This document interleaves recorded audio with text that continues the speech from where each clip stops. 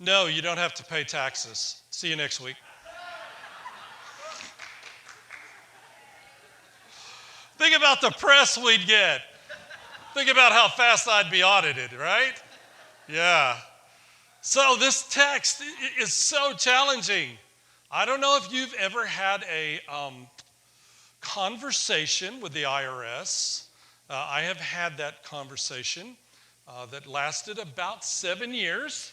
That ongoing conversation. Eventually, I won, but it took 7 years to convince them that you can't convince them they're wrong. I just had to convince them there was another possible outcome for what was going on. That's the best you can hope for. And, yeah, and it's so tough. One of my best friends is an IRS guy, and he said, all I have to do to clear a room is walk in and tell people what I do for a living.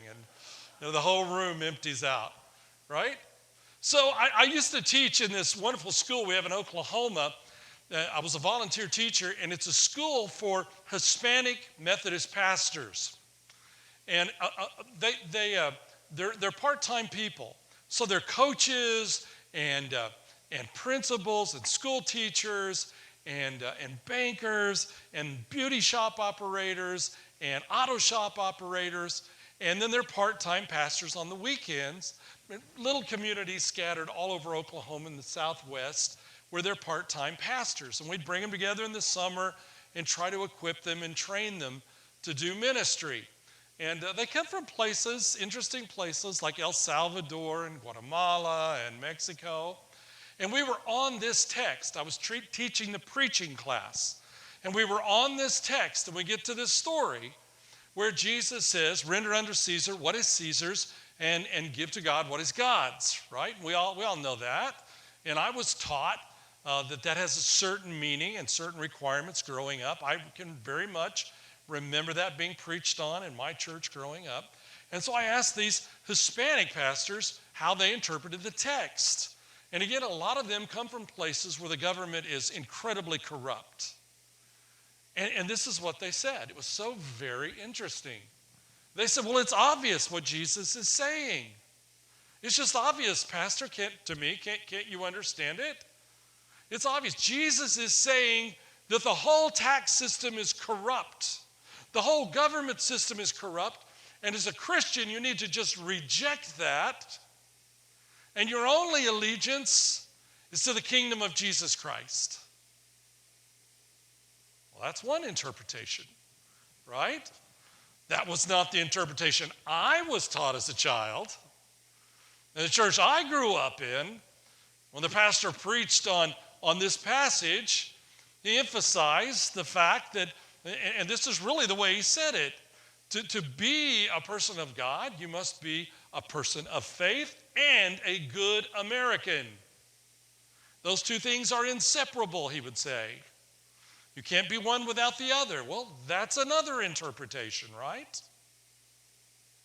How you look at this text is really challenging, especially because it deals with how we look at money and how we look at the way we use money, distribute money.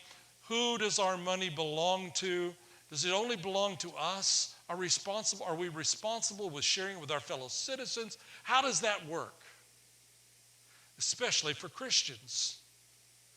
Now, I've thought about that a lot this week as we're trying to analyze, is the government doing everything they need to be doing in light of the present health crisis?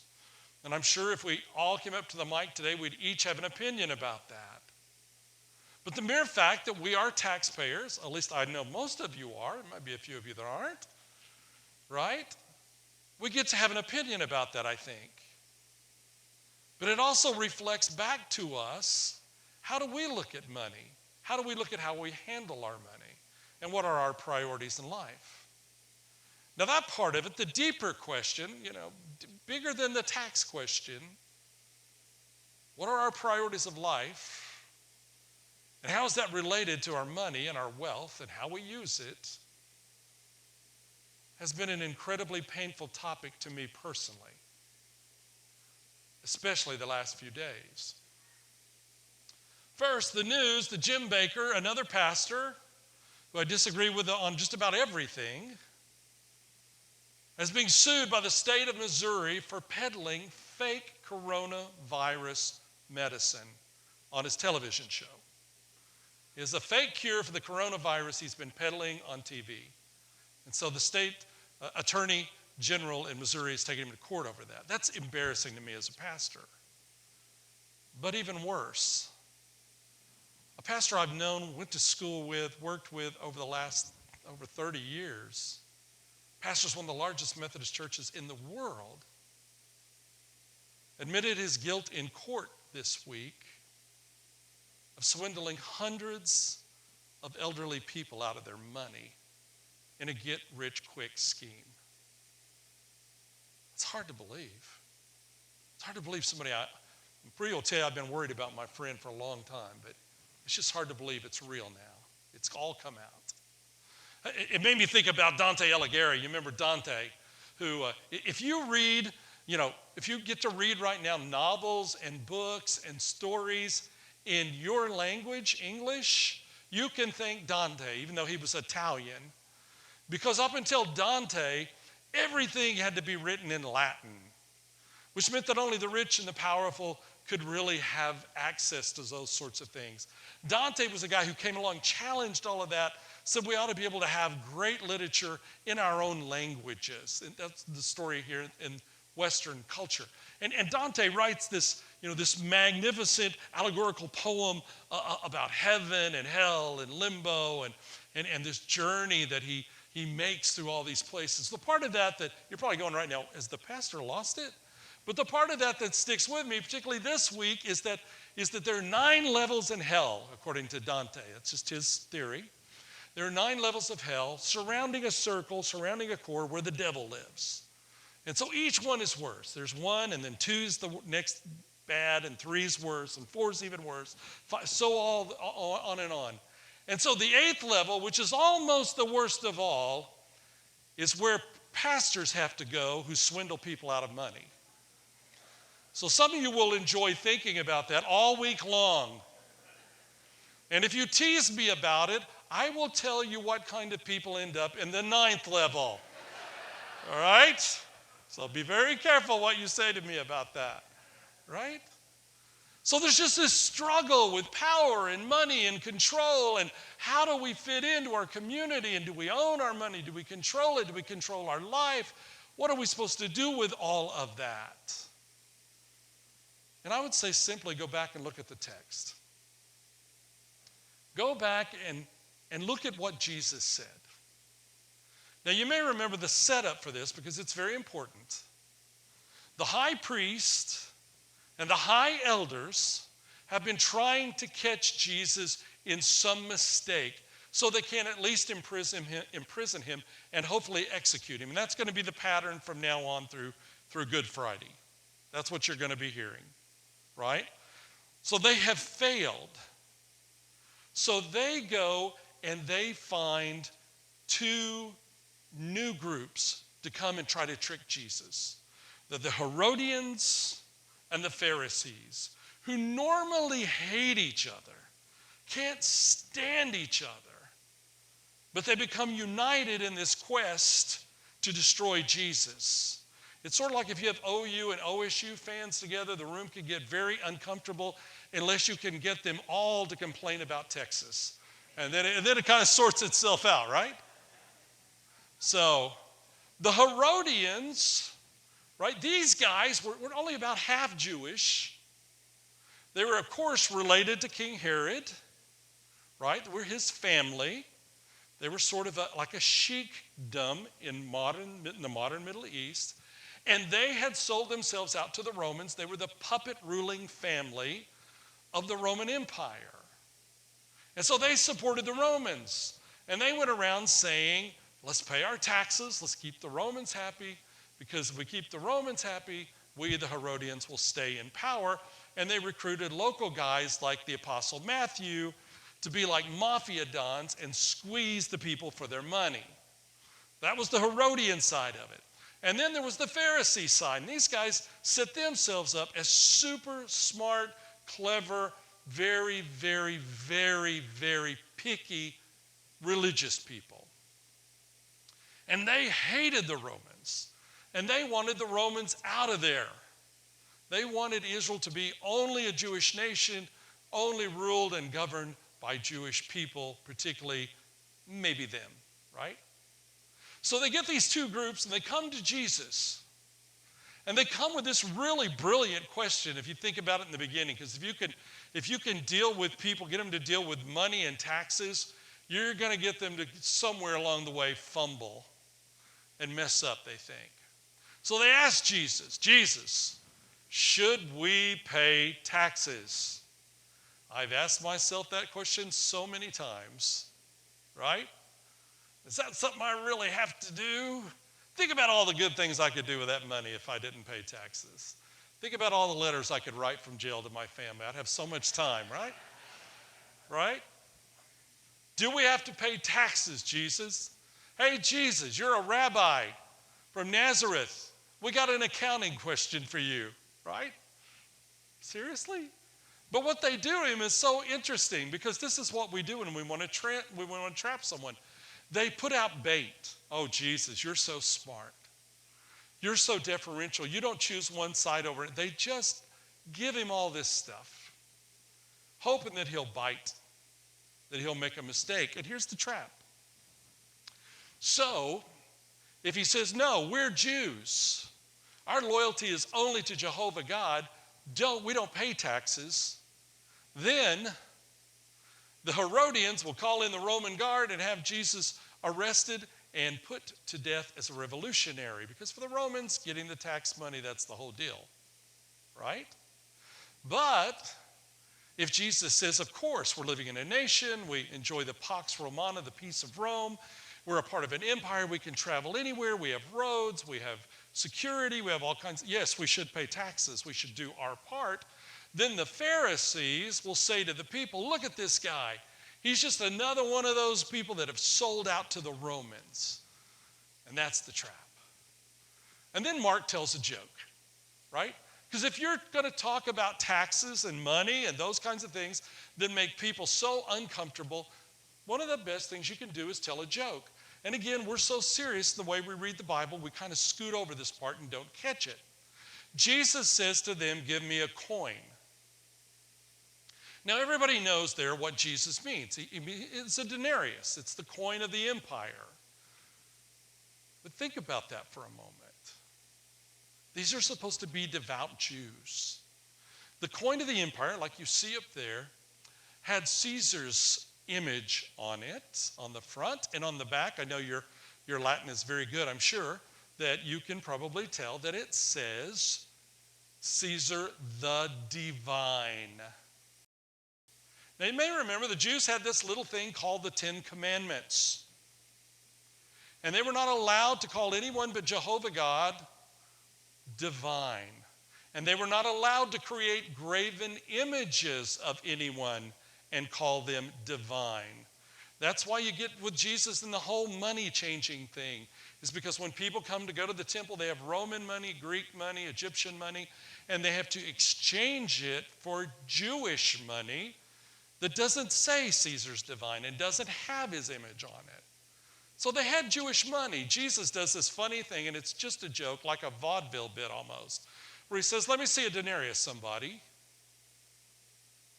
And here are these devout Jews who oppose Caesar, who can't make graven images or come into contact with graven images, and they all reach in their pocket and pull out a graven image of Caesar.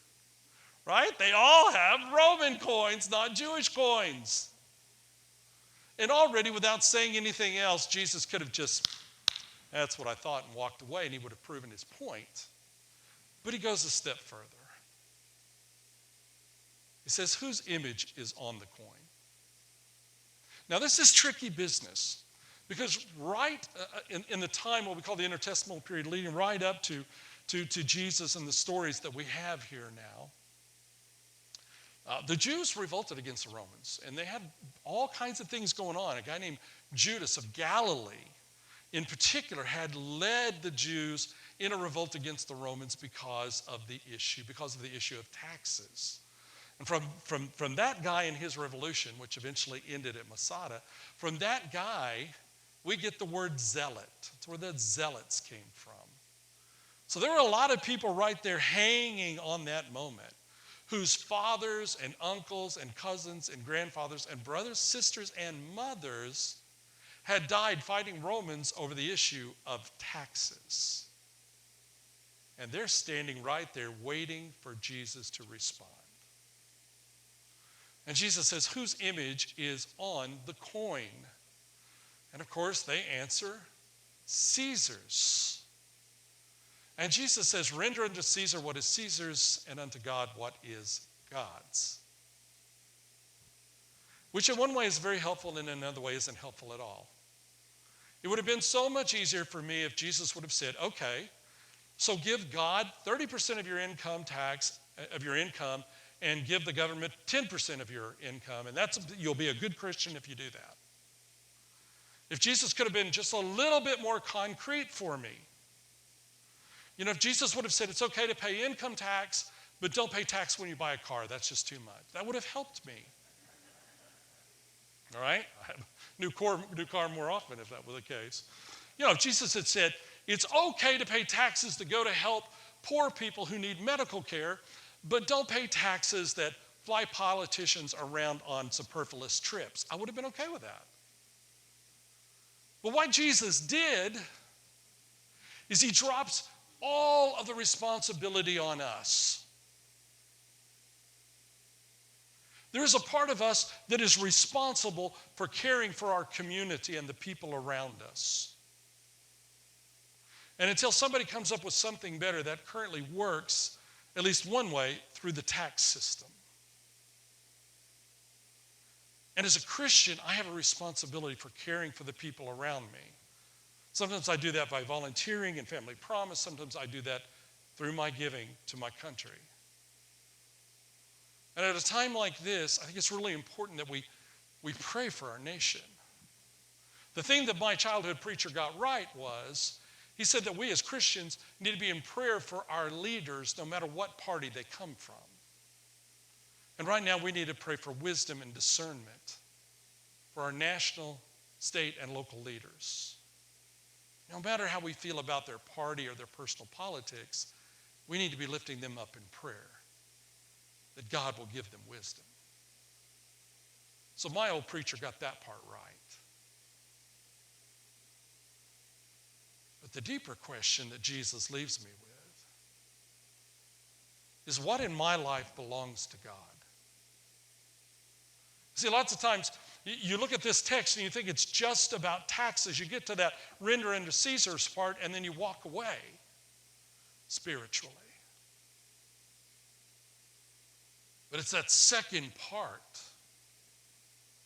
that really is the most important. See, from this moment on, Jesus is going to say, if you say your life belongs to me, we're not going to Disney World. It's closed, by the way, right? We're not going to Disneyland. It's closed. We're not going on a cruise. Some of you couldn't get on board because of your age or your diabetes. Jesus says, if you give me everything, I'm taking you on a trip to the cross. That's where we're going. It doesn't matter how old you are, how young you are, how healthy you are, whether you have diabetes or respiratory problems. If you follow Jesus, that's where we go. Give to God what belongs to God. Are there parts of your life you're reserving, holding back, covering, protecting? Are you willing to offer all of yourself to Jesus Christ? When you got 2 rolls left and your neighbor has none, are you going to share? When you're afraid of a disease and your elderly neighbor has nothing to eat, are you going to find a way to take care of them? Are you going to find ways to be the person God created you and is calling you to be right now in the midst of this situation. Give to God what is God's. Sometimes when we get caught in the demands of the world, for taxes, for the mortgage, for the car payment, for the kids' tuition, and at the end of the day, we find we don't have much left, emotionally or spiritually, to offer. Lent is the time to reevaluate how we live our lives, how we spend every day, and to take and look at the deep question and ask ourselves, am I giving God what belongs to God out of my life? Today is your opportunity to take this moment that God is giving you right now and to change your priorities. One of my favorite people is Stephen Covey. And Stephen Covey wrote the wonderful book, 7 Habits of Highly Effective People. And a lot of people were disappointed when they got that book because they thought it was about how to get rich. Instead, it's about how to grow up spiritually, how to mature and be a grown-up spiritually. His story is very interesting. You know, he was somehow, he got his faculty to agree to this when he was working on his doctorate degree. He got his faculty to agree to let him do a dissertation on how to get rich easy. And he went out and studied the current popular books of that time, you know, on how to get to the top fast, how to control the money, how to beat the tax system, how to, do all this stuff so you could get rich. He was going to be rich at 29, you'll be a millionaire. And he did his dissertation over that. And then he got out and things changed for him. And he wrote that book, 7 Habits. And 40 million people went out and bought it. And probably half of them said, well, it's not about how to get wealthy. No, it's about how to grow up spiritually. Covey talks about the moment in his life when everything changed. He said he was going to work on Sunday morning in Manhattan. Now, our kids live in New York, and our granddaughter travels on the subway twice a day back and forth to university. And there is a whole set of rules about how you do things on the subway. They're not written down anywhere, but New Yorkers will glare at you till you get it, right? You don't talk loudly. You don't talk on your phone at all. My granddaughter will say, I'm going to be on the train. You can't call me for an hour and a half. I mean, you just don't do that. It's like a library. People are working and they're studying. They're on their laptops and stuff. And Covey says, I was on the train. It's Sunday morning. Everybody that's on there it's serious business. I mean, these are people that are working 7 days a week to get ahead. And they're all in suits and ties and 3-piece suits, and they're all on their laptops, and they're working. So the train stops, and a guy gets on the train with his kids. He's got 3 kids. He gets on the train. And he said, I noticed immediately the man sat down, and he looked like he was just in a coma. He was physically there, but that was all. He said, and then these kids just start bouncing off the walls. Now, every place you go in the world, there are cultural things that you have to pick up on. And in every culture, there's a way that people can look at you and without saying a word, you may not speak their language, but they're saying shut up, right? New Yorkers lead the world at that look. I mean, they have created that look. And so everybody on the train is glaring at this guy, glaring at his kids. And Covey, this is the way that culture works back east. And Covey just decided, I'm just going to go straighten the guy out. So he goes over and he sits next to the man, and he says to him, sir, I don't know if you've noticed this, but we're on the Manhattan subway. And people in here, we're trying to work. We need it to be quiet. This is like our office. And your kids are bouncing all over the place. I think it's time you took control of your children and started acting like a father. His voice raised up, and everybody in the car now is looking at him. And he said it was like watching a man come out of a coma. And the guy looked at him and very quietly, without any expression, said to Covey, I'm so sorry. He said, we just and left the hospital. And we were at the bedside while my wife died. And I don't think the kids know how to process it. And Covey said in that moment, Stephen Covey said, everything changed for him. It wasn't about money. It wasn't about taxes. It wasn't about how he could control his situation and project himself into a financially affluent future anymore. It was about this man, this stranger, who was his neighbor, whose world was being shattered and broken. And Covey said, my sudden realization that God had put me in that place at that time to minister to this man. Covey somehow recovered, and he looked at this man and he said, I am so incredibly sorry. Why don't you tell me about it? Maybe I can help you. Beloved, right now, we're in the midst of a world that's staring blankly off into space, wondering how they're going to survive. It's time we broke through the pain and recognized that God has placed us here and now to minister to our neighbor, to offer ourselves to the stranger next to us. Give to God what is God's. Word of God in the name of the Father, the Son, and the Holy Spirit.